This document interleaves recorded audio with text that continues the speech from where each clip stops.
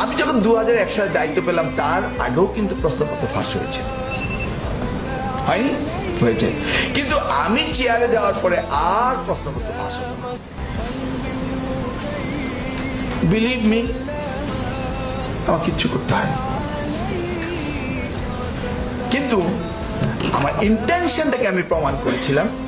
যেমন পরীক্ষার দিনে ওই হলের আশেপাশে কোনো ফটোকপি দোকান থাকিতে পারিবে না। মনে আছে আমার নোটিশগুলো?